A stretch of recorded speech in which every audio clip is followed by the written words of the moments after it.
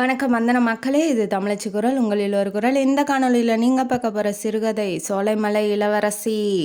Hero விடுதலை போராட்டத்தில் ஈடுபட்டுக்கிட்டு இருக்காரு. அப்போ ஒரு காதல் வருது. அந்த காதல் 100 வருஷத்துக்கு முன்னாடி நடந்த ஒரு கதையோட தொடர்பு படுத்துது. அது என்ன கதை, ஹீரோ எப்படி காதலிக்கிறாரு, வாங்க கதைக்குள்ளே போய் தெரிஞ்சுக்கலாம்.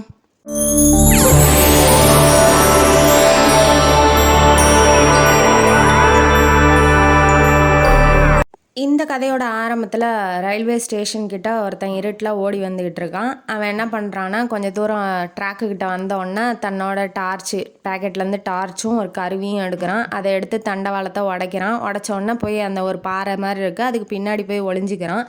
என்ன ஏதுன்னு தெரியல. உடனே ட்ரெயின் வேகமாக வருது. அவன் பதட்டப்படுறான், என்ன ஆகுமோ ஏதாகுமோ அப்படின்னு சொல்லிட்டு. ஆனால் தண்டவாளம் உடச்ச இடத்துக்கு முன்னாடியே ட்ரெயினை நிறுத்திடுறாப்புல ட்ரெயினை ஓட்டுறவர். கீழே இறங்கி ஜனங்கள்லாம் வந்து எட்டி பார்க்குறாங்க. என்ன ஆகுது, என்னாச்சு, யார் பண்ணுற வேலையாக இருக்கும் அப்படின்னு சொல்லிட்டு ஒரு போலீஸ்காரன் என்ன பண்ணுறான், அவன் ஒளிஞ்சிருக்க புதர் பக்கமாக வந்து துப்பாக்கி வச்சு சுடுறான். அவர் வந்து பயந்துக்கிறாப்புல. என்னாச்சு, ஐயோ நல்ல வேலை நம்ம மேலே படலை அப்படிங்கிற மாதிரி ஒரு பயத்தோடு வந்து ஒளிஞ்சிட்டு இருக்காப்புல. எந்த சத்தமும் போடலை. அந்த ஜனங்கள்லாம் வந்து நல்ல வேலை நிறுத்திட்டீங்க அப்படிங்கிற மாதிரி பேசிகிட்டு இருக்காங்க. உடனே தண்டவாளத்தை சரி பண்ணிட்டு அந்த ட்ரெயின் கிளம்பி போகுது. அந்த பக்கமாக பார்க்குறான், மலைக்கு அந்த மலை மாதிரி ஒன்று தெரியுது. மலைக்கு மேலே வந்து விளக்கு மாதிரி வெளிச்சம் வந்து தெரியுது. அது என்ன மலை அப்படின்னா சோலை மலை. அதுக்கு மேலே தமிழ் கடவுள் முருகன் இருக்காப்புல. அந்த கடவுளை போய் பார்க்கலாம். நம்ம வந்து இப்போதைக்கு நகரத்துக்குள்ளே போக முடியாது, அதனால் அந்த மலைக்கிட்ட போய் முருகன்கிட்டயே சரணாகதி அடைஞ்சிடலாம் அப்படிங்கிற மாதிரி அவர் நினச்சிட்டு இருக்காரு. அவர் பேர் குமாரலிங்கம். அவர் ஒரு விடுதலை போராட்ட வீரர். அவர் என்ன பண்ணிட்டு இப்போ வந்திருக்காரு அப்படின்னா, ட்ராக்கை வந்து உடச்சிட்டு வந்து உள்ளே உட்காந்துட்டு இருக்காப்புல. ட்ரெயின் ட்ராக்கை உடச்சிட்டு வந்து ஒளிஞ்சிட்டு உட்காந்துட்டு இருக்காரு. இவர் எப்படிப்பட்டன்னா, காந்திஜி மாதிரி அகிம்சை முறையெல்லாம் போராடுறதுல அவருக்கு விருப்பம் இல்லை. நேதாஜி மாதிரி நீ அடித்தா நானும் அடிப்பேன்டா அப்படிங்கிற மாதிரி டைப்பு. அவர் என்ன மாதிரி கூட்டத்தில் பேசியிருப்பார் அப்படின்னா, அவன் நம்மளை கைது பண்ணி பிடிச்சிட்டு போனால் சிறையை உடச்சிட்டு நம்ம போய் விடுவிச்சுட்டு வந்துடலாம் விடுதலை போராட்ட வீரர்களை. அதே மாதிரி அவன் வந்து நமக்கு இவளை கேஸு போட்டால் கோர்ட்டையே கொளுத்துவோம். அதே மாதிரி இவன் ஏதாவது நம்மளை அடித்தானா நம்மளும் திருப்பி அடிக்கணும். தந்தி மூலயமா நியூஸ் அனுப்பினோன்னா தந்தியெல்லாம் அறுத்து எறியணும். ட்ரெயின் மூலயமா வந்து அவன் நாட்டுக்கும் நம்ம நாட்டுக்கும் போயிட்டு வரால, அதையும் உடச்சி எறியணும் அப்படிங்கிற மாதிரி அவர் பேசியிருப்பார். அதனால அந்த நியூஸ் வெள்ளைக்காரனுக்கு போனதுனால இவனை வந்து எப்படியாவது பிடிக்கணும் அப்படிங்கிற மாதிரி ஒரு ஆர்டரை போட்டிருப்பாங்க. அவர் பேர் குமாரலிங்கம்.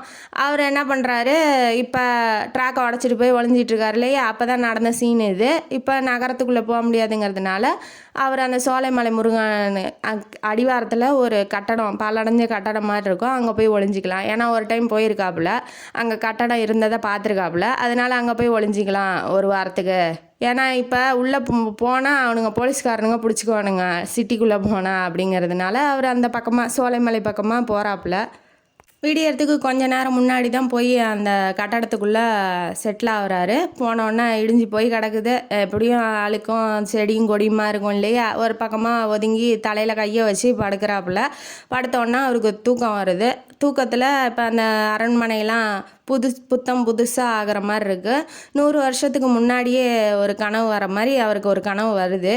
100 வருஷத்துக்கு முன்னாடி அந்த சோலைமலையை ஆண்டுகிட்டு இருந்த ஒரு பேர் வந்து வீரராமலிங்க குலோத்துங்க மகாராஜா. அவர் என்ன பண்ணுறாரு, ஆங்கிலேயர் கூடலாம் ரொம்ப ஃப்ரெண்ட்ஷிப்பாக இருக்காப்புல. ஏன்னா வந்து இப்போ அந்த காலத்தில் விருந்தோம்பல் தானே ரொம்ப சிறந்த பண்பாக தமிழருக்கு சொல்லப்பட்டுச்சு. அவனுங்க விருந்தாளி மாதிரி தானே உள்ளே வந்தானுங்க. இப்போ வியாபாரம் பண்ணுறேன் அப்படின்னு அது அடுத்தது பண்ணானுங்க. முதல்ல ஃப்ரெண்டு மாதிரி தானே உள்ளே வந்தானுங்க. அவங்க நாடு அழகாக இருக்குது, நீங்கள் சூப்பராக இருக்கீங்க, அந்த மாதிரி பாராட்டி கழுத்தறுத்தானுங்க.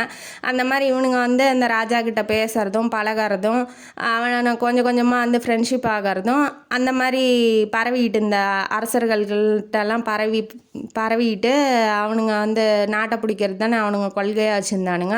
அந்த மாதிரி இந்த ராஜாட்டையும் ஃப்ரெஞ்சுக்காரங்கெல்லாம் வந்திருக்கானுங்க. வந்துட்டு அவரும் வந்து பேசி நல்லா பழகி துப்பாக்கிலாம் எப்படி சுடுறது அப்படிங்கிறத கற்றுக்கிறாப்புல. அப்புறம் வேட்டைக்கு போகிறது அவனுங்க கூட, அந்த மாதிரிலாம் அவர் பண்ணிகிட்டு இருக்கிறாரு. அவர் வந்து அவருக்குன்னு ஒரு பொண்ணு இருக்குது, அவங்க பேர் மாணிக்கவள்ளி. இப்போ இந்த பக்கம் என்னன்னா, பக்கத்து சமஸ்தானத்து அந்த பக்கம் அப்போ வம்சாவளியாக தானே ஆண்டுகிட்டு இருந்தாங்க. இந்த வம்சம் நாங்கள், அந்த வம்சம் நீங்கள் அப்படிங்கிற மாதிரி ஆண்டுகிட்டு இருந்தாங்க இல்லையா. இவங்க வந்து மாரணேந்தல் வம்சம். அந்த வம்சத்தை சேர்ந்த மகாராஜா வந்து பக்கத்து சமஸ்தானத்திலே இருக்கிறதுனால அவரோட இளவரசர் பேர் உலகநாதர். அவருக்கு தான் தன்னோட பொண்ணை கொடுக்கணும் அப்படிங்கிறது இந்த அதாவது சோலைமலை இளவரசியோட பேர் மாணிக்கவல்லி. அவங்களும் வந்து கல்யாணம் பண்ணி வைக்கலாம் அப்படிங்கிற மாதிரி நினச்சிட்டு இருக்காப்புல. ஒரே பொண்ணு பாசமாக வளர்க்குறாரு, அம்மா இல்லைங்கிறதுனால பக்கத்துலேயே இருந்தால் அப்பப்போ போய் பார்த்துக்கலாம் அப்படிங்கிற மாதிரி அந்த இளவரசனுக்கு கட்டி வைக்கலாம் அப்படிங்கிற மாதிரி பேச்சுவார்த்தையெல்லாம் நடந்துச்சு. ஆனால் இப்போ வந்து நடக்கலை. ஏன்னா வந்து அந்த இளவரசனுக்கும் ராஜாவுக்கும் இவர் வந்து வெள்ளைக்காரன்ட்ட பேசுகிறதோ அவர்கிட்ட பழகிறதோ பிடிக்கல. அதுக்காக வந்து அவர் திட்டுறது இந்த மகாராஜாவை, அதாவது சோலைமலை மகாராஜாவை திட்டுறது. என்னன்னா அவர் வந்து வெள்ளைக்காரனுக்கே அடிமையாயிட்டாரு, தன்னோட நாட்டை வந்து வெள்ளைக்காரன்ட்டே வித்துட்டாப்புல, இப்படி வந்து வேற ஒருத்தனை வெளிநாட்டவனை வந்து நான் தன்னோட நாட்டுக்குள்ளே விட வேண்டிய அவசியம் என்ன இருக்குது, கொஞ்சம் கொஞ்சமாக பூந்து அவன் வந்து இருக்கிறதெல்லாம் அபகரிச்சுட்டு போகிறான், மக்களுக்கே ஆபத்து அப்படின்னு சொல்லி நடக்க போகிறத அந்த இளவரசர் சொல்கிறாரு. ஆனால் அதை புரிஞ்சிக்கக்கூடிய சக்தி வந்து அந்த சோலைமலை மகாராஜாவுக்கு இல்லை. அவர் பொண்ணை கூட லண்டனில் தெருக்கூட்டுறவனுக்கு கூட கொடுக்கலாம் அப்படிங்கிற மாதிரி சொன்னோன்னே இவர் வந்து டென்ஷன் ஆகிட்டாப்புல. மகாராஜா டென்ஷன் ஆகி அவனை எப்படியாவது பிடிக்கணும், அந்த நாட்டையே வந்து நான் பிடிக்கணும் அப்படிங்கிற மாதிரி இவர் யோசிச்சுட்டு இருக்காப்புல. இது வந்து வெள்ளைக்காரனுக்கு தெரிய வந்துடுது. வந்தோடனே அவன் என்ன பண்ணுறான், கொஞ்சம் பிரச்சனை இருந்தாவே ஊதி ஊதி பெருசாக்கிடுவான் இல்லையா, அந்த மாதிரி அவனும் பெருசாக்குறான். நானும் ஹெல்ப் பண்ணுறேன், நீ படையெடுத்து போ அப்படிங்கிற மாதிரி அவன் வந்து யோசனை சொல்கிறான். இவர் என்ன பண்ணுறாரு, சரி ஒரு உடன்படிக்கை போட்டுக்கலாம் அப்படிங்கிற மாதிரி டீலிங்கை போட்டு இவனும் ஹெல்ப் பண்ணி அந்த பீரங்கி துப்பாக்கிலாம் எடுத்துக்கிட்டு போய் சண்டை போடும்போது அவங்க வாள் கத்தி தானே வச்சுக்கிட்டு இருந்தாங்க, அதை வச்சு எப்படி ஜெயிக்க முடியும். அப்போ பீரங்கிலாம் வந்து கோட்டையை தகர்த்து எறியும் போது மகாராஜா வீரத்தோடு தான் போராடுறாரு இளவரசோட சேர்ந்து. ஆனால் மகாராஜாவுக்கு என்ன பயனா, வம்சம் இதோட அழிஞ்சிடக்கூடாது, நீ எப்படியாவது போயிருப்பா அப்படின்னு உலகநாத இளவரசர்கிட்ட சொல்கிறாப்புல. எப்படிப்பா, நான் எப்படி உங்களை தனியாக விட்டுட்டு போக முடியும், நான்லாம் போக முடியாது, உங்களோடய சேர்ந்து சண்டை போடுறேன் அப்படின்னு சொல்கிறாப்புல. இல்லை வேண்டாம், இப்போதைக்கு வந்து நம்ம தோக்கிற நிலைமைக்கு வந்துட்டோம், நீ ஒருத்தனாவது உயிரோட இரு, நீ படையை வெளிநாட்டுக்கு போய் படையெல்லாம் திரட்டிட்டு வா, வெளியூருக்கு இந்த வடநாட்டுக்கெல்லாம் போய் அவங்கள எதிர்க்கிற மாதிரி இருக்காங்க இல்லையா நிறைய பேர், அவங்கள்ட்டெல்லாம் போய் படையை திரட்டிட்டு வந்து நீ எங்களை காப்பாற்றிடு, நீ போப்பா அப்படின்னு அவர் சொல்கிறாப்புல. சரி, அப்போதைக்கு அந்த யோசனை தான் கரெக்டாக இருக்கவும் சரிப்பான்னு சொல்லிட்டு அப்பா ஆர்டர் மதித்து இவர் வந்து தப்பிச்சு ஓடிடுறாரு. யார், இளவரசர் உலகநாதர் வந்து ஓடிடுறாப்புல. இந்த பக்கம் வந்து இவருக்கு என்னன்னா, மகாராஜாவுக்கு எப்படி நம்ம சாக போகிறோம் அப்படிங்கிறது தெரியும். ஏன்னா அவர் வந்து சரணாகதி அடைகிற மூடில் இல்லை. நம்ம அடித்தாலும் செத்தரலாம் போரில், ஆனால் அவன்கிட்ட போய் சரணாகதி அடையக்கூடாது அப்படிங்கிற மாதிரி அவர் யோசிக்கிறாரு. இவர் தப்பிச்சு ஓடுறாரு. தப்பிச்சு ஓடிட்டு நைட் ஆயிடுது. நைட்டில் ஓடிட்டு இருக்கும்போது 2 பேர் அந்த படையில் வந்து வெள்ளைக்காரனுங்க 2 பேர் பார்த்துறானுங்க. யார் அது அப்படின்னு சொல்லி துரத்திட்டு பின்னாடியே வரும்போது இவர் சோலைமலை பக்கமாக போயிடுறாப்புல. அங்கே அரண்மனையில் மதில் சவர் இருக்குது, அதுக்கு பக்கத்துலேயே ஒரு மரம் இருக்குது. அந்த மரத்து மேலே ஏறி மதிலுக்கு அந்தாண்ட அரண்மனைக்குள்ளே குதிச்சிட்றாப்புல. அங்கே தோட்டம் மாதிரி இருக்குது, பூ மலர்கள்லாம் மலர்ந்துருக்கு. சரி, அது குதிச்சதுக்கு அப்புறம் தான் தெரியுது அது இளவரசியோட அந்தப்புறம் அப்படிங்கிறது. அவருக்கு அதெல்லாம் தெரியாது இல்லையா, அரண்மனைக்குள்ளேயே வந்திருக்க மாட்டார். இவர் என்ன பண்ணுறாரு, ஒரு மண்டபம் மாதிரி தெரியுது, சரி அங்கே போய் ரெஸ்ட் எடுத்துக்கிட்டு அப்புறமா ஓடி தப்பிச்சிக்கலாம், இப்போ பகலில் போக முடியாது அப்படியும் பார்த்துருவாங்கிறதுனால நைட் ஆகணும், அதுக்கப்புறம் தப்பிச்சிக்கலாம் அப்படிங்கிற மாதிரி இவர் அந்த மண்டபத்துக்குள்ளே போகும்போது ஜல் ஜல் ஜல்னு ஒரு சத்தம் வருது. ஆப்வியஸாக யார் வருவா, நம்ம மாணிக்கவல்லி தான் வராங்க. இளவரசி வந்தோடனே இவர் ஒளிஞ்சிருந்து பார்க்குறாரு. ரொம்ப அழகாக இருக்கா, தேவதையே இறங்கி அந்த மாதிரி அரண்மனைக்குள்ளே வர மாதிரி வரா. அழகை பார்த்து மயங்குறாரு. ஐயோ, இப்படின்னு தெரிஞ்சிருந்தா இவளை கல்யாணம் பண்ணியிருக்கலாமே, தேவையில்லாமல் அவங்க அப்பனை திட்டோமோ அப்படிங்கிற மாதிரி அவர் யோசிக்கிறாரு. அந்த போர், அவங்க அப்பா அம்மா ஆபத்தில் இருக்காங்க, இல்லை இவன் வந்து உயிருக்கு தப்பிச்சு ஓடி வந்திருக்கான், அதெல்லாம் அவன் மறந்துட்டான். அவளை பார்த்த உடனேயே காதல் வந்த உடனே எல்லாம் மறந்துடும் இல்லையா, அந்த மாதிரி அவரும் மறக்கிறாப்புல. நம்ம மாணிக்கவல்லி வந்து பார்த்துட்றாங்க இளவரசரை. பார்த்தோன்னே யார் அது, எங்கே இருக்க, நீ எப்படி இங்கே வந்த அப்படிங்கிற மாதிரி. இந்த அரண்மனை எனக்குரியது, அந்தப்புறம் மாதிரி இருக்கு இல்லையா, அது வந்து அவங்களுக்குரியது, இந்த இடத்துக்கு நீ எப்படி வரலாம் அப்படிங்கிற மாதிரி அவங்க கேட்கும்போது, இல்லை நான் வந்து உயிருக்கு தப்பிச்சு இங்கே வந்திருக்கேன், எனக்கு குதிக்கும் போது உங்களோட அந்தப்புறம்னு எனக்கு தெரியாது, அதனால் மன்னிச்சிருங்க அம்மா அப்படின்னு சொல்லி அம்மான்னு சொல்கிறாப்புல. மரியாதை கொடுத்து பேசுகிறாரு. உடனே அவங்களும் வந்து என்ன சொல்கிறாங்க, நீ வீரங்கிற, அப்புறம் எப்படி உயிருக்கு தப்பிச்சு இங்கே ஓடி வர, ஏன் ஏற்று சண்டை போட முடியாதா அப்படின்னு கேட்கும் போது, இல்லைம்மா நீங்கள் எப்படி உங்கள் அப்பாவோட ஆணையை வந்து மதித்து பின்பற்றுறீங்களோ அதே மாதிரி நான் எங்கள் அப்பாவோட ஆணையை மதித்து நான் தப்பிச்சு வந்திருக்கேன். எங்கள் அப்பாவை அம்மாவெல்லாம் காப்பாற்றணும் அப்படிங்கிறதுக்காக படையை திரட்டுறதுக்காக நான் வந்திருக்கேன். அதனால் இன்றைக்கி ஒரு நாள் வந்து நான் இங்கே இருந்துக்கிறேன், நான் அதுக்கப்புறம் போயிடுறேம்மா அப்படிங்கிற மாதிரி அவர் சொல்கிறாரு. ஆனால் அதுக்கு வந்து அவங்க ஒத்துக்க மாட்டேங்கிறாங்க. இப்படிலாம் எங்கள் அப்பாவை எதிர்த்து பேசிட்டு நீ வந்து அந்த சமஸ்தானத்து இளவரசன் தானே, உலகநாதன் தானே நீ அப்படின்னு சொன்னோன்னே அவர் ஸ்டன் ஆகிட்டார். உனக்கு எப்படி தெரியும் அப்படிங்கும்போது இந்த மாப்பிள்ளை பார்த்துட்டு இருந்தார் இல்லையா, இவனை தானே மாப்பிள்ளையாக பார்த்துட்டு இருந்தார், ஃபோட்டோ கொடுத்துருப்பாரு. அந்த ஃபோட்டோவில் அவன் முகம் அப்படியே அவளுக்கு பதிஞ்சிருக்கும். அதனால் பார்த்தோன்னே கண்டுபிடிச்சோன்னே நீ எங்கள் அப்பாவை எதிர்த்து பேசிட்டு எங்கள் அப்பாவையே திட்டிட்டு நான் உனக்கு அடைக்கலம் கொடுக்கணுங்கிறியா, இதில் எந்த விதத்தில் நியாயம் அப்படிங்கும்போது அவரும் சொல்கிறாரு, இந்த வெள்ளைக்காரன் ஏன் உங்கள் அப்பா உள்ளே வர்றாரு, நாட்டு மக்களுக்கெல்லாம் ஆபத்து தானே, அதை தான் சொன்னேன், அதுக்கு ஏன் நீ கோச்சிக்கிற அப்படிங்கிற மாதிரி அவர் சொல்கிறாரு. அவனுங்கள்லாம் பார்த்தா அப்படி கெட்டவனுங்க மாதிரி தெரியலையே அப்படிங்கும்போது ஆமாம் நல்லா தான் இருக்கும், ஆனால் அவனுங்க பின்னாடி குழி பறிக்கும் போது தான் அவங்களுக்கு தெரியும் அப்படிங்கிறத உண்மையை ஏதோ அதை சொல்கிறாரு அவர் இளவரசர். ஆனால் அவரோட பேச்சை அவள் ஏற்றுக்கிற மாதிரி இப்போதைக்கு இல்லை. சரி அடைக்கலான்னு வந்துட்ட, துரத்தி விட்றது என்னோட பண்பும் இல்லை, அதனால் நீ இங்கே இருந்துக்கோ அப்படிங்கிற மாதிரி அவங்க சொல்லிட்டு உள்ளே போயிடுறாங்க. நல்ல வேலை அந்த அம்மா ஒத்துக்குச்சுங்கிற மாதிரி இவர் வந்து அந்த மண்டபத்தில் போய் படுத்துக்கிறாரு. அந்த இடத்துக்கு யாரும் வரப்போகிறதில்ல, காவலாளிங்க யாரும் வரமாட்டாங்க. வந்தால் அவளோட தோழி ஒருத்தி தான் வருவா, அவளையும் நான் சமாளிச்சுக்கிறேன் அப்படிங்கிற மாதிரி இவங்க உள்ளே போயிட்டாங்க. இவர் நல்லா தூங்குறாரு. வெயில் மூஞ்சிக்கு நேரம் அடிக்குது. அடித்தோடனே இவ வந்து வேட்டை நாய்ங்கள்லாம் சுற்றிக்கிட்டு இருக்குன்னு சொல்லியிருப்பா. அந்த நாயில் ஒன்று வந்து மூக்கை வந்து கவர மாதிரி அவர் வந்து கனவு காண்றாரு. கனவு காணோடனே கண்ணை முழித்து பார்க்கும்போது நிஜத்தில் என்ன நடக்குதுன்னா, இளவரசி ஒரு பூவை வச்சு மூக்கை சொரிஞ்சிக்கிட்டு இருக்கிறா. அது வந்து மூக்கை கடிக்கிற மாதிரி அவருக்கு கனவு வந்திருக்கு. உடனே எந்திரிச்சு உக்காந்துடுறாரு. என்ன இளவரசி நீங்கள் வந்து பார்த்துட்ருக்கீங்க, என்னாச்சு, ஏதாவது தேவையா அப்படின்னு சொல்லி கேட்கும் போது, இல்லை நீ வந்து ரொம்ப நேரம் ஆகுது, இப்படி வெயில் அடிக்குது, இன்ன வரைக்கும் தூங்கிக்கிட்டு இருக்கியே, எதுவும் சாப்பாடெலாம் வேணாமா உனக்கு அப்படின்னு சொல்லி அன்போடு கேட்குறாங்க. இவளா இப்படி பேசுறது, ஐயோ தேவதை மாதிரி இருக்கா, இவ வந்து நம்மள்கிட்ட பேசுகிறா, நமக்கு சாப்பாடெலாம் எடுத்துகிட்டு வராளே அப்படிங்கிற மாதிரி அவருக்கு சாஃப்ட் கார்னர் ஆயிடுச்சு. அவன் மேலே லவ் இன்னும் கொஞ்சம் அதிகமாகுது. உடனே சாப்பாடு எடுத்து சைடில் வச்சுருக்கா, அதை எடுத்து சாப்பிடுங்க அப்படின்னு சொல்கிறா. அவரும் சாப்பிட்றாப்புல, ஏன்னா பசிக்கும் இல்லையா, ஓடி வந்திருக்காரு, சண்டை போட்டிருக்காரு, பசிக்கும் இல்லையா, அதனால் அவரும் நல்லா சாப்பிட்றாரு. சாப்பிட்ட உடனே என்ன பண்ணுறாரு, நீங்கள் எவ்வளோ பெரிய இளவரசி, எனக்கு பணிவிடை பண்ணுறது எனக்கு நான் செஞ்ச பாக்கியம் அப்படின்னு சொல்கிறாரு. யாராக இருந்தால் என்ன, பெண்கள் வந்து மற்றவங்களுக்கு பணிவிடம் பண்ணும்போது அவங்களுக்கு இருக்கிற சந்தோஷமே தனி. எனக்கு வந்து எல்லாரும் பணிவிடை பண்ணியிருக்காங்க, நான் ஒருத்தருக்கு பண்ணும்போது எனக்கு சந்தோஷமாக தான் இருக்குது அப்படின்னு சொல்லி அவங்க சொல்லும் போது அவங்க மேலே இருக்க மரியாதை வந்து இன்னும் கொஞ்சம் அதிகமாகுது. அந்த சீனை அப்படியே கட் பண்ணிட்டு இந்த பக்கம் வரலாம். குமாரலிங்கம் வந்து படுத்துக்கிட்டு தூங்கிட்டு இருக்காரு இல்லையா, மூஞ்சில் வெயில் சொல்லுன்னு அடிக்குது. உடனே எந்திரிச்சுக்கிறாப்புல. எவ்வளோ நேரம் தூங்கணும்னு அவருக்கே தெரியல. மத்தியானம் ஆயிடுச்சு, பசி வேற உயிர் போகுது. அதே மாதிரி அங்கே ஒரு பொண்ணு வந்த மாதிரி இங்கே ஒரு பொண்ணு வராங்க. வந்தோடனே தலையில் கலசம், அந்த பானையில் சாப்பாடெல்லாம் எடுத்துகிட்டு போவாங்க இல்லையா வேலை செய்கிற இடத்துக்கு, அந்த மாதிரி ஒரு கூடைக்குள்ளே வச்சு எடுத்துகிட்டு போயிட்டுருக்காங்க. இவர் வந்து பார்த்துட்றாரு. அந்த பொண்ணை பார்த்தோன்னே இவ ஏதாவது நம்மளை வந்து தெரிஞ்சிருக்குமோ, இவர் ஏன்னா தேடப்படுற குற்றவாளி இல்லையா, தெரிஞ்சிருக்குமோ, என்ன பண்ணுறது, அதனால் இவர் என்ன பண்ணுறாரு, சாதாரணமாக தூங்குற மாதிரி திரும்பியும் போய் படுத்துக்கிறாரு. படுத்தோடனே அந்த கொலுசு சத்தம் நின்னோடனே இவர் எந்திரிக்கிற மாதிரி கண்ணை வந்து முழிச்சு பார்க்குறாரு. அவள் எய்த்தாப்பில் தான் அவள் நின்றுட்டுருக்கா.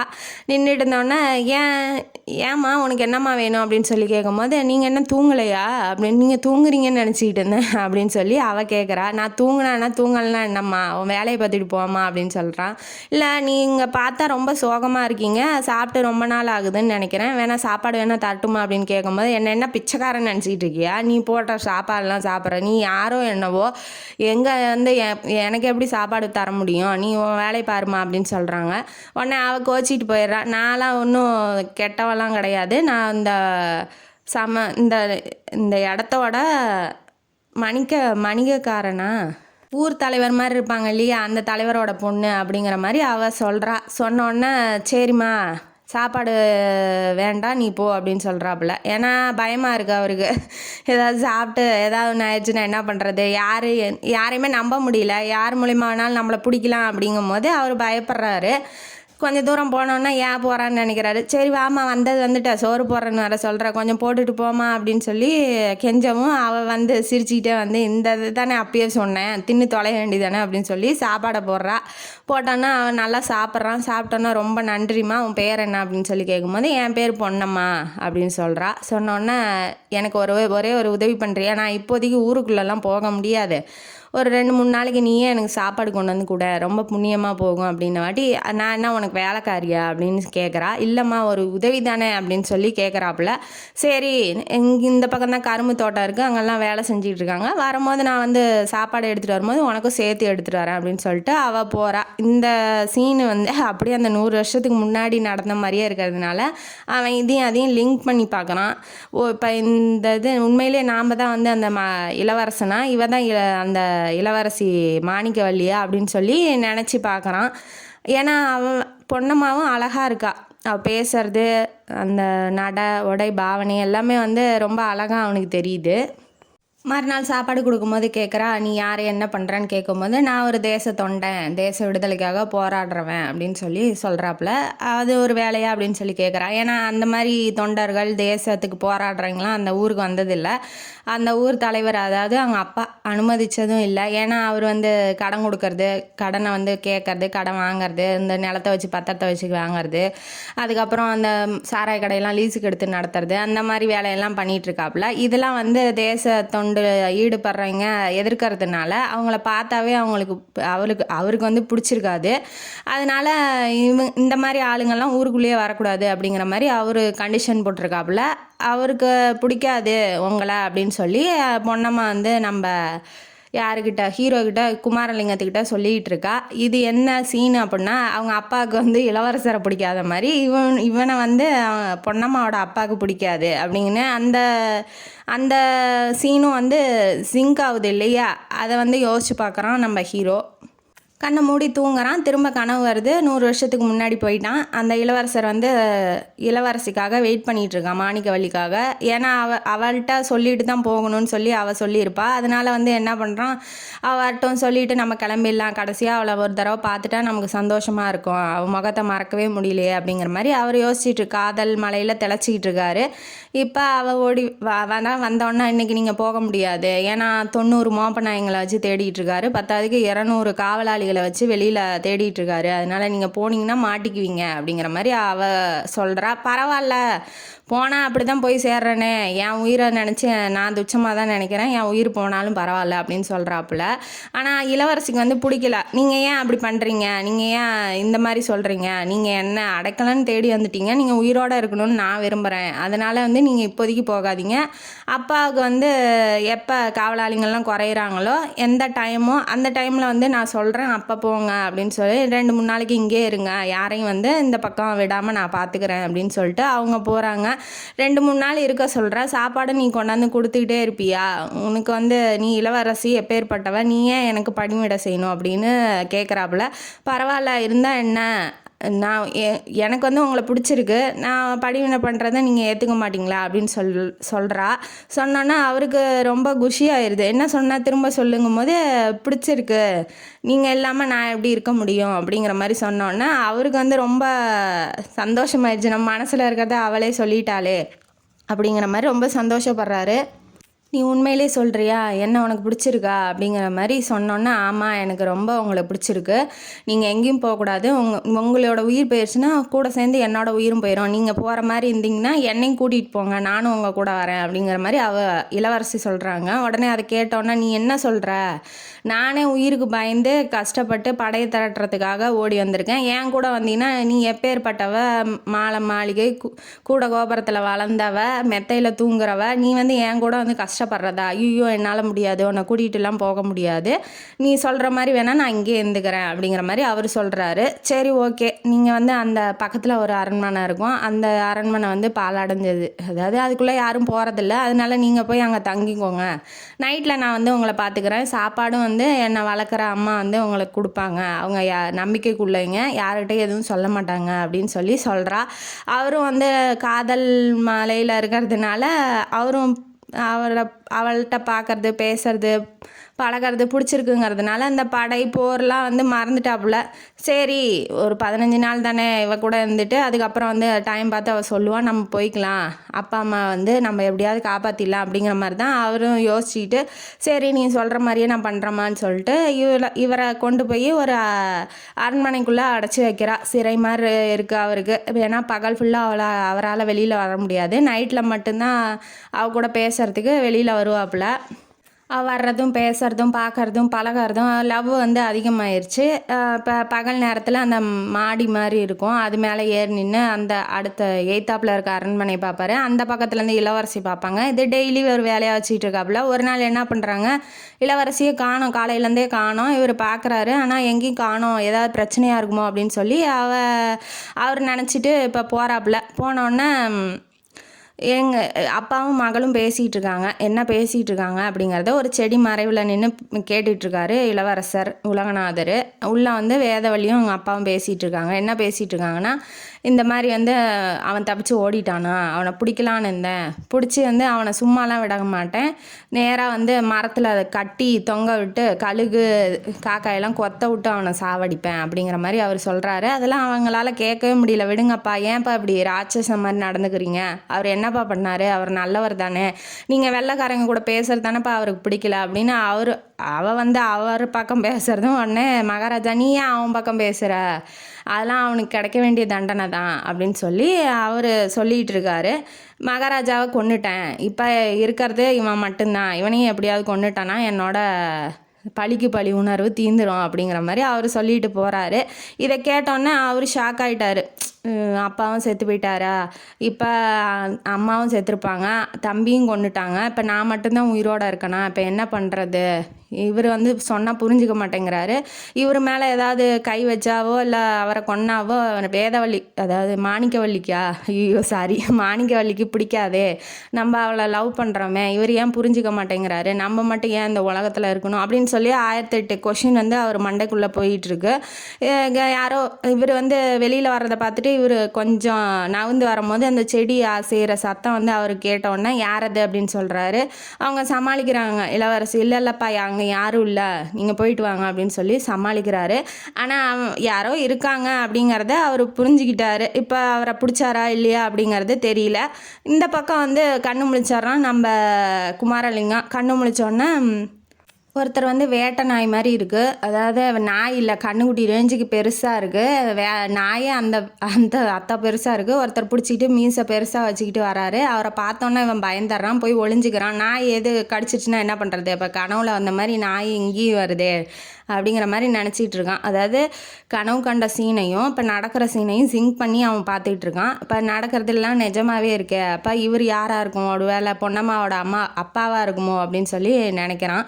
நினச்சோன்னே சரி நம்ம போய் ஒளிஞ்சிக்கலாம் இவர் கண்ணில் படாமல் அப்படின்னு சொல்லி ஒளிஞ்சிக்கிட்டு இருக்கான். அப்புறம் கொஞ்சம் நேரம் கழித்து பொன்னம்மா சாப்பாடோடு வந்தோடனே இப்படி ஒருத்தர் நாயோட போனார், அவர் யாருங்கும் போது அவர் தான் எங்கள் அப்பா அப்படின்னு சொல்லிட்டாரு. உங்களுக்கு உங்களை தான் அவருக்கு பிடிக்காதே, நீங்கள் அவர் கண்ணில் பட்டிங்களா அப்படின்னு சொல்லி கேட்குறா. இல்லை நான் இப்போ இந்த இடத்த விட்டு தப்பிச்சு போயிடலான்னு இருக்கேன், ஏன்னா அவங்க அப்பா கண்ணில் பட்டு நான் மாட்டினேன்னா அவ்வளோதான் அப்படிங்கும்போது, அப்போ நீங்கள் என்னை விட்டு போகிறேங்கிறீங்களா பொன்னம்மா. இப்போ அந்த இளவரசி சொன்ன மாதிரியே சொல்கிறா. பொன்னம்மா வந்து நீங்கள் என்னை விட்டு போகிறீங்களா, நீங்கள் போயிட்டீங்கன்னா எனக்கும் இந்த வாழ்க்கை வேண்டாம், எங்கள் சின்னம்மாட்ட நான் படுற கஷ்டம் கொஞ்சம் நஞ்சம் இல்லை, அவங்க சித்தி அவங்க அம்மா செத்து போயிட்டாங்க, அந்த சித்தி வரையும் கொடுமைப்படுத்திக்கிட்டு இருக்கா, ஆனால் அப்பா இருக்கிறதுனால நான் கொஞ்சம் தப்பிச்சிக்கிட்டு இருக்கேன், ஏன்னா ஒரு தடவை பார்த்துட்டு எங்கள் அப்பா அடின்னு அடிச்சிட்டாரு சித்தியை, அதனால் எனக்கு எங்கள் அப்பா மேலே பாசம் அதிகம், அவருக்கும் என் மேலே பாசம் அதிகம், இருந்தாலும் நான் உங்கள் மேலே வந்து காதலில் இருக்கேன், நீங்கள் என்னை கூட்டிகிட்டு போயிருங்க எங்கேயாவது அப்படின்னு சொல்லும் போது அவன் இளவரசன் யோசித்த மாதிரி யோசிக்கிறான். நானே வந்துமா போராட்டத்தில் ஈடுபட்டு சிறைக்கு போகாமல் தப்பிச்சிட்டு இருக்கேன், நீ ஏன் கூட வந்தீங்கன்னா உன்னையும் சேர்த்து ஜெயிலில் போட்டுருவாங்கம்மா, நீயும் கஷ்டப்படுவ, ஏன் இப்படி கஷ்டத்தை வந்து இது பண்ணிக்கிற, நீ அமைதியாக இங்கே இரு, நான் போய் வெளியில் எனக்கான வேலையெல்லாம் முடிச்சுட்டு வர்ற வரைக்கும் நீ வெயிட் பண்ணு அப்படின்னு சொல்லும் போது, இல்லை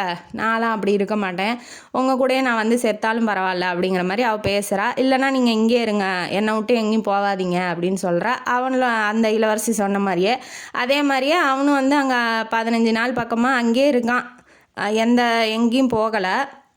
திரும்ப குமாரலிங்கம் வந்து கனவு காண்றான். கனவுல என்ன வருது அப்படின்னா, இளவரசி வந்து சந்தோஷமாக வராங்க. இந்த மாதிரி நாட்டை காப்பாற்றினோன்னா அந்த நாட்டையே வந்து இளவரசர்கிட்ட ஒப்படைச்சிடலாம் அப்படிங்கிற மாதிரி வெள்ளைக்காரங்களாம் டிசைட் பண்ணிட்டாங்க. அதனால உங்களுக்கு இந்த நாட்டை கொடுக்கணும் அப்படின்னு சொல்லி அப்பாட்ட சொன்னதா அப்பா வந்து சத்தம் போட்டுக்கிட்டு இருந்தார். இது என்ன, அவனுங்களே சண்டை போட்டு கோட்டையை பிடிப்பானுங்களா, அது திருப்பி அவன்கிட்டே கொடுப்பானுங்களா, இதெல்லாம் என்ன அப்படின்னு சொல்லி எங்கள் அப்பா சத்தம் போட்டுக்கிட்டு இருந்தார். இப்போ நீங்கள் போனீங்கன்னா கரெக்டாக இருக்கும், கோட்டையை வந்து உங்கள்கிட்ட கொடுத்துருவாங்க, நாட்டையும் கொடுத்துருவாங்க அப்படிங்கிற மாதிரி இளவரசி சந்தோஷமாக சொல்லும் போது அவளுக்கு வந்து ரொம்ப சந்தோஷம் ஆயிடுது. சரி, ஆனால் இருந்தாலும் இவர் நம்மளை விட்டு போகிறாரே அப்படிங்கிற கஷ்டமாகவும் இருக்குது. ஆனால் இதெல்லாம் பிளானுங்கிறது அவளுக்கு இளவரசிக்கு வந்து புரியல. ஏன்னா செடி அசைஞ்சிச்சு இல்லையா, அப்போ இங்கே ஒரு ஆள் இருக்கான், அந்த ஆள் யாராக இருப்பான், இளவரசனாக தான் இருப்பான் அப்படிங்கிற மாதிரி. எதுவும் இல்லாமல் இளவரசன் பக்கமாக சப்போர்ட் பண்ணி பேசுகிறத பார்த்தோன்னா இவர் கண்டுபிடிச்சிட்றாரு மகாராஜா. அவர் போட்ட திட்டம் தான் இதெல்லாம். ஆனால் இவங்க 2 பேரும் ஒருத்தருக்கு ஒருத்தர் ரொம்ப காதலிக்கிறாங்க. நீங்கள் இல்லைன்னா நான் செத்துருவேன் அப்படிங்கிற அளவுக்கு இவங்க இருக்கிறாங்க அப்படிங்கிறது மகாராஜாவுக்கு தெரியாது. அதனால் இப்போ இளவரசி இந்த நியூஸை சொல்ல வரும்போது பின்னாடியே வந்து பார்க்குறாரு. இளவரசியும் ஒருத்தருக்கு ஒருத்தர் காதலிக்கிறதும், நீங்கள் இல்லைன்னா உயிரோட இருக்க மாட்டேன்னு சொல்கிறதும், அந்த விஷயத்தெல்லாம் கேட்டோன்னே இப்போ நம்ம மகன் வந்து நம்மளை விட்டு போயிடுவாளோ அப்படிங்கிற ஒரு எண்ணம் வந்து அவருக்குள்ளே வந்துடுது. ஏன்னா மகன் மேலே உயிராக இருக்கார். இப்போ அவன் இல்லை அப்படின்னா இவளும் இருக்க மாட்டா. அப்படிங்கும் போது நம்ம மட்டும் என்ன பைத்தியக்காரத்தனமாக அந்த நாட்டை வச்சு ஆண்டிட்டு என்னடா பண்ண போகிறோம் அப்படிங்கிற மாதிரி அவர் யோசிக்கிறாரு. நம்ம போட்ட பிளான் தப்போ அப்படின்னு யோசிச்சுட்டு இருக்காரு. இப்போ போயிட்டாரு. காலையில் வந்து இவனை வந்து எங்கேயும் போக வேணான்னு சொல்லிடலாம் அப்படிங்கிற மாதிரி இவர் யோசிச்சுட்டு போயிருப்பார். ஆனால் அதுக்குள்ளே அவன் தப்பிச்சு போயிருப்பான். கோட்டையை தரேன்னு சொன்னோன்னே இவன் தப்பிச்சு போயிருப்பான். கரெக்டாக வெள்ளைக்காரன்ட்ட பிடிபட்டோன்னா ஒரு மரம், பெரிய மரம், அதாவது சோலைமலை கோட்டையை தாண்டி ஒரு பெரிய மரம் இருக்குது. அந்த மரத்துக்கு நேரம் அந்த தூக்கு மாட்டுவாங்க இல்லையா, அந்த மாதிரி முடிச்சு போட்டு கழுத்தை வச்சுக்கிட்டு நிற்க வச்சிட்டு இருக்கானுங்க. இவர் கெஞ்சிட்டு இருக்காரு. யார், நம்ம சோலைமலை மகாராஜா வந்து கெஞ்சிட்டு இருக்காரு வெள்ளைக்காரன்ட்ட, விட்டுரு, என் மக உயிரை வச்சிருக்கா, விட்டுரு, பரவாயில்ல, அவன் செஞ்சது தப்பாக கூட இருக்கட்டும், விட்டுரு, பரவாயில்லன்னு சொல்லிட்டு இருக்காரு. ஆனால் அந்த வந்து ஒத்துக்க மாட்டேங்கிறான். நான் மேல் இடத்துலேருந்து ஆர்டர் வரைக்கும் வெயிட் பண்ணிட்டு இருக்கேன் இவனை தூக்கில் போடுறதுக்கு, நீங்கள் எதுவும் பேசாதீங்க அப்படின்னு சொல்லிகிட்டு இருக்கான். இருந்தாலும் வந்து இவர் என்ன பண்ணுறாரு, இவன் வெள்ளைக்காரன் விடமாட்டான் அப்படின்னு தெரிஞ்சு அவர்கிட்ட வந்து ஒரு நம்ம ஆளுங்க, அதாவது சோலைமலை வீரர்கள்லாம் நிற்க வச்சுருப்பாரு. இவனை தூக்கு போடுறதுக்கு முன்னாடி நம்ம அட்டாக் பண்ணிடலாம், அதுக்கப்புறம் இவனை காப்பாற்றிடலாம். ஏன்னா அவருக்கு அவளோட மகளோட உயிர் ரொம்ப முக்கியம் அப்படிங்கிறதுனால இவனை எப்படியாவது காப்பாற்றிடணும் அப்படிங்கிற நோக்கத்தோட வீரர்கள்லாம் ஒளிய வச்சுருப்பாரு. இவனை தூக்கு போட போகும்போது நம்ம சண்டைக்கு போயிடலாம் அப்படிங்கிற மாதிரி இவர் ரெடியாக தான் இருக்கார். இந்த பக்கம் என்ன ஆகுது, முழிச்சிட்றான். இந்த பக்கம் என்ன ஆகுது அப்படின்னா, அதே மாதிரி பொன்னம்மா வந்து என்ன சொல்கிறா, 2 தொப்பி போட்டவங்க வந்தாங்க, இந்த மாதிரி நாடு விடுதலை அடைஞ்சிருச்சான், இப்போ அங்கே விடுதலை போராட்டத்தில் ஈடுபடுறாங்க, நாடு அடிமையாக கிடக்கிறது எல்லாமே அந்த ஊருக்கு தெரியாது. ஆனால் இப்போ 2 பேர் புதுசாக வந்து தொப்பி போட்டிட்டு வந்து சொல்லவும் அவங்க என்ன நினைக்கிறாங்கன்னா, ஓ அப்போ விடுதலை ஆயிடுச்சு, எல்லாம் சர்க்காரெலாம் உங்களுக்கு பதவி கொடுத்துருக்காங்களாம், நீங்கள் போங்க அப்படிங்கிற மாதிரி அந்த நியூஸை குமாரலிங்கம் இங்கே இருந்தால் உடனே வெளியில் வாங்க, அவங்களுக்கு பெரிய பதவி இருக்குது அப்படிங்கிற மாதிரி எங்கள் அப்பாட்ட வந்து சொல்லிட்டு இருந்தாங்க, நீங்கள் உடனே போனீங்கன்னா உங்களுக்கு பதவியும் அந்த விடுதலை அடைஞ்சதும் அந்த சாசனமும் தருவாங்க அப்படிங்கிற மாதிரி அவள் சொல்கிறா. பொன்னம்மா சொன்னோன்னே அவருக்கு ரொம்ப குஷி ஆகிட்டார். சரி, இவன் கஷ்டத்தில் இருக்கான், சிறைக்கு போக வேண்டாம் இல்லையா, இப்போ அதுவும் இல்லாமல் பதவி வேறு கிடைக்குதுங்கும் போது ரொம்ப குஷியாகிடுறான். உடனே பொன்னம்மா சரி நான் போயிட்டாரேன் அப்படின்னு சொல்கிறான். அவளுக்கு கஷ்டமாக தான் இருக்குது, நம்மளை விட்டுட்டு போயிடுவானோ, இந்த படிக்காத பட்டிக்காட்டு பொண்ணை மறந்துட்டு போயிடுவானோ, ஐயோ என்ன பண்ணுறது அப்படிங்கிற மாதிரி யோசிக்கிறா. உடனே அவர் என்ன சொல்கிறாருன்னா, நான் கட்டினா உன்னை தான் கட்டுவேன், எனக்கு காதல்ங்கிறது உன்னை மூலமாக தான் எனக்கு தெரிஞ்சிச்சு, அதனால நீ கவலையே படாத, நான் திரும்ப வந்து உன்னை பொண்ணு கேட்டு கல்யாணம் பண்ணிக்கிறேன், உங்கள் அப்பா காலில் கூட விழுந்து நான் வந்து உன்னை கல்யாணம் பண்ணிக்கிறேன் அப்படிங்கிற மாதிரி சொல்கிறாரு. சொன்னோன்னே சரி நீங்கள் போயிட்டு வாங்கன்ட்டு இவ வந்துடுறா. வீட்டுக்கு வந்தோடனே அவன் போகிறதுக்குள்ளேயே, அதாவது இவ குளிச்சுட்டு அந்த குளம் மாதிரி இருக்கும் இல்லையா, அதில் குளிச்சுட்டு வருவா. வந்தோடனே ஒரு தெரு முனையில் போலீஸ்காரங்க நிறையா பேர் நின்று குமாரலிங்கத்தை வந்து பிடிச்சிக்கிட்டு இருக்காங்க. ஐயோ ஐயோன்னு கத்தி அழுகிறா. இருந்தாலும் வந்து அவளுக்கு அந்த சீன் வந்து ஏதோ சூழ்ச்சி மாதிரி தெரியுது. அப்பா சொன்னது, இப்போ நம்ம வந்து இவன்ட்ட சொன்னது, அப்போ நம்ம 2 பேர் பழகிறது அப்பாவுக்கு முன்னாடியே தெரிஞ்சிருக்கு, அதன் மூலமா இவர் பிடிக்கிறதுக்கு இந்த பிளானை போட்டிருக்காரு அப்படின்னு சொல்லி யோசிக்கிறாரு. யோசிக்கிறா யார் நம்ம பொண்ணம்மா வந்து யோசிக்கிறா. ஆனால் அவனை பிடிச்சிட்டு போயிட்டாங்க. இப்போ இவனுக்கு என்னன்னா தூக்கு போட்டு சாகக்கூடாது, எவனாவது சுட்டு செத்தாலும் பரவாயில்ல, ஆனால் தூக்கில் போய் தொங்கக்கூடாது அப்படிங்கிற ஒரு எண்ணம் இருக்குது. இப்போ தப்பிச்சு ஓடலாமா, அவன் சுடுவான் நம்மளை செத்துடலாம் அப்படிங்கிற மாதிரி அவன் யோசிக்கிறான். இருந்தாலும் அந்த சுச்சுவேஷன் கிடைக்கலங்கும் போது இவனை கொண்டு போய் ஜெயிலில் போட்டுடுறாங்க. ஆனால் பொண்ணம்மா அழுகிறதோ கத்துறதோ அந்த மனசில் வந்து அவனுக்கு அப்படியே நிலச்சி நிற்கிது. அவன் என்னானா ஏதானாங்கிறது இப்போ ஒன்றும் புரியல. வீட்டுக்கு போயிட்டான். வீட்டுக்கு அதாவது பொண்ணம்மா வந்து வீட்டுக்கு போயிட்டா, அவன் ஜெயிலுக்கு போயிட்டான்.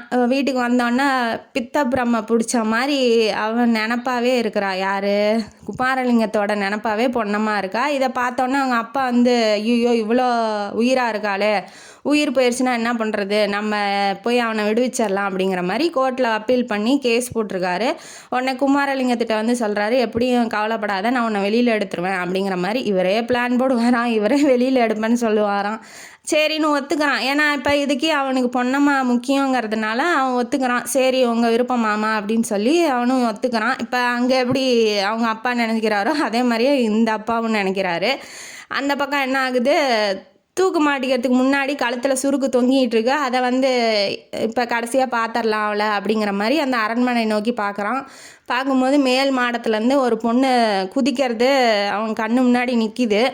என்ன ஆயிருக்குன்னு ஆப்வியஸாக தெரியும் இல்லையா, அவனை எப்படி தூக்கில் போட போகிறாங்க, நம்ம ஏன் உயிரோடு இருக்கணும்னு இளவரசி வந்து அவ்வளோ லவ்வோடு இருந்திருக்காங்க பாருங்கள். இளவரசி வந்து மேலேருந்து குதிச்சிட்டாங்க. எல்லாம் இவங்க அப்பா பண்ணுற வேலை தான், இவனுக்கே தேவையில்லாது. மனசு என்னான்னு புரிஞ்சுக்கிட்டா உடனே போய் சொல்லி தொலைய வேண்டிதானே.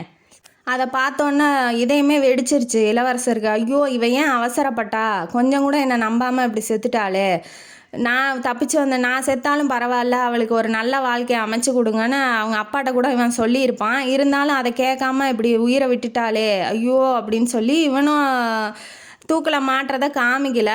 ஆனால் அவன் என்ன ஆயிருக்கும் ஆப்வியஸாக அப்படிங்கிறது, அவன் தப்பிச்சு போயிருக்க மாட்டாங்கிறது என்னோட எண்ணம். உங்கள் எண்ணம் என்ன அப்படிங்கிறது கமெண்ட் பாக்ஸில் கமெண்ட் பண்ணுங்கள். ஏன்னா வந்து அவளே செத்து போயிட்டா, இனிமேட்டு நம்ம ஏன் வாழணும், இளவரசனை சொல்கிறேன். இப்போ அவன் ஏன் வாழணும்னு நினச்சிருக்கலாம். இவன் வீரர்களை விட்டு காப்பாற்றணும்னு நினச்சா கூட அவன் தப்பிச்சு போயிருக்க மாட்டாங்கிறதே என்னோட எண்ணம். அந்த தூக்கில் மாட்டுறதோ இல்லை அவன் வந்து சாகர சீனையோ வந்து ஆசிரியர் சொல்லலை, அதனால் நானும் சொல்லலை. இந்த பக்கம் என்ன ஆகுது அப்படின்னா, அப்பீல் அந்த பண்ணாங்க இல்லையா கோர்ட்டில் கேஸு, அதெல்லாம் வந்து ரிஜெக்ட் ஆகிடுச்சு. அவனை ஜெயிலே தான் இருக்கான். ஜெயிலேருந்து தப்பிக்கணும் அப்படிங்கிற முயற்சி பண்ணிகிட்டே இருக்கான். பொண்ணம்மா எப்படி இருப்பா, ஐயோ நம்ம நினப்பில் என்ன பண்ணுறாளோ அப்படிங்கிற மாதிரியே நினச்சிட்டு இருக்கான். இப்போ தப்பிக்கிற சீனு, நம்ம வந்து இந்த சிறையிலேருந்து சாவறதை விட நம்ம ஓடி போய் தப்பிச்சு போய் அவனால் சுட்டு செத்துடலாம் அப்படிங்கிற மாதிரி யோசிச்சுட்டு இருக்காரு. அந்த சீனு தகுந்த மாதிரியே என்ன ஆகுது அப்படின்னா, ட்ரெயினில் வந்து ஒரு ஜெயிலேருந்து இன்னொரு ஜெயிலுக்கு கூட்டிகிட்டு போயிட்டுருக்காங்க. இந்த போலீஸ்காரங்களாம் சாப்பிட்றதுக்கு விலங்கை அவுக்கும் போது விலங்கை பூட்ட மறந்துட்டாங்க. இவன் அசாம ட்ரெயின்லேருந்து கீழே இறங்கி ஓட ஆரம்பிக்கிறான். இதை பார்த்த போலீஸ்காரங்க நம்மளை பின்னாடியே துரத்திட்டு வந்து சுடுவாங்கங்கிறது அவனோட எண்ணம். பட் ஆனால் அங்கே அது நடக்கவே இல்லை. எந்த போலீஸ்காரனும் இறங்கவும் இல்லை. இவன் பாட்டுக்கு ஓடிக்கிட்டு இருக்கான். சரி தப்பிச்சு நம்ம பண்ண மாட்டேயாவது போயிடலாம் அப்படிங்கிற மாதிரி ஓடுறான் 250 கிலோமீட்டர் 7 நாளாக ஓடிக்கிட்டு இருக்கான். ஓடினோடனே எப்படியும் சோலைமலைக்கு வந்துட்டான். அந்த வீட்டுக்கிட்ட மாமனார்கிட்ட உள்ளே போய் பேசுகிறான். எங்கள் பொண்ணம்மா எங்கே நான் பார்க்கணும் அப்படின்னு சொல்கிறான். ஏமாப்பிள்ள உங்களுக்கு தெரியாதா, உங்களை விடுதலை பண்ணிட்டாங்களே, சர்க்காரெலாம் இப்போ புதுசாக அமைச்சிட்டாங்க, வெள்ளைக்காரங்களாம் வெளியில் போயிட்டாங்க, விடுதலை அடைஞ்சிருச்சு, உங்களுக்கு பதவி கூட கொடுக்குறாங்களே, இந்தாங்க பார்க்கலையா பேப்பரை அப்படின்னு சொல்லி பேப்பரை எடுத்து காமிக்கிறாப்புல. இப்போ இவன் இத்தனை நாளாக ஓடி வந்தது இது எல்லாமே வேஸ்ட் ஆயிடுச்சு. ஏன்னா அவனை விடுதலை பண்ணணுங்கிறதுக்காக தான் வேறு எதுக்கு கூட்டிகிட்டு போயிருப்பாங்க. அது கூட தெரியாமல் இவன் தப்பிச்சு வந்துட்டான். அப்படிங்கும் போது சரி பட்ட கஷ்டம்லாம் வீணாக போயிடுச்சு அப்படிங்கிற மாதிரி அவன் நினைக்கிறான். நினச்சோன்னே எங்கள் பொண்ணம்மா சரி நீ குளிச்சுட்டு ரெடி ஆகிட்டு வா மாப்பிள்ள கூட்டிகிட்டு போகிறேன்னு சொல்கிறா. அந்த பழைய கட்டடத்தில் உக்காந்துட்டு இருக்கா. என்ன பொண்ணம்மா எப்படி இருக்கா, இப்படி என்னை பார்க்காம இருந்தா, அவன் மூஞ்ச திருப்பிட்டு உக்காந்துட்டு இருக்கா.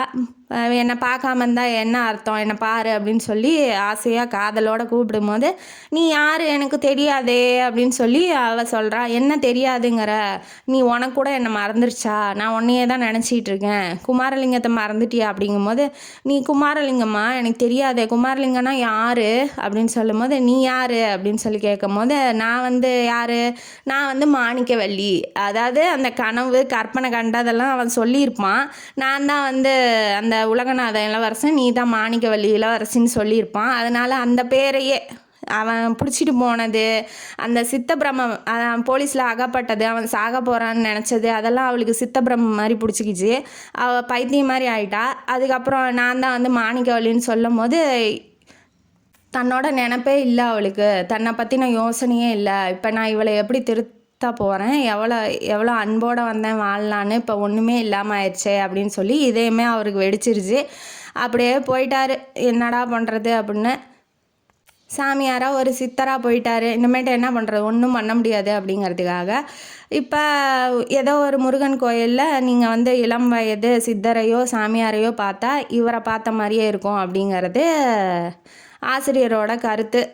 ஒரு சித்தரோட பேர், அவர் பேர் வந்து பாலசித்தர். அப்புறம் ஒரு பேர் மாதிரி சொல்லியிருக்காப்புல, முருகன் கோயில்கிட்ட இன்னமும் இருக்கார் அப்படிங்கிற மாதிரி ஆசிரியர் முடிச்சிருக்காரு. இப்போ இந்த கதையிலேருந்து நமக்கு என்ன தெரியுது அப்படின்னா, எல்லா காதலுமே ஒன்று சேரணுங்கிற அவசியம் இல்லை, எல்லா காதலுமே சந்தோஷமாக முடிவு இருக்கணுங்கிறதும் அவசியம் இல்லை. காதல்ங்கிறது புனிதமானது, அதை போய் ஒரு தடவையாவது டச் பண்ணிட்டு வரணும் எல்லாரும் அப்படிங்கிறது இந்த கதையோட கருத்து. இந்த கதையும் காணொலியும் உங்களுக்கு பிடிச்சிருந்தா லைக் பண்ணுங்கள், ஷேர் பண்ணுங்கள், சப்ஸ்கிரைப் பண்ணுங்கள், கமெண்ட் பாக்ஸில் கமெண்ட் பண்ணுங்கள். நன்றி மக்களே.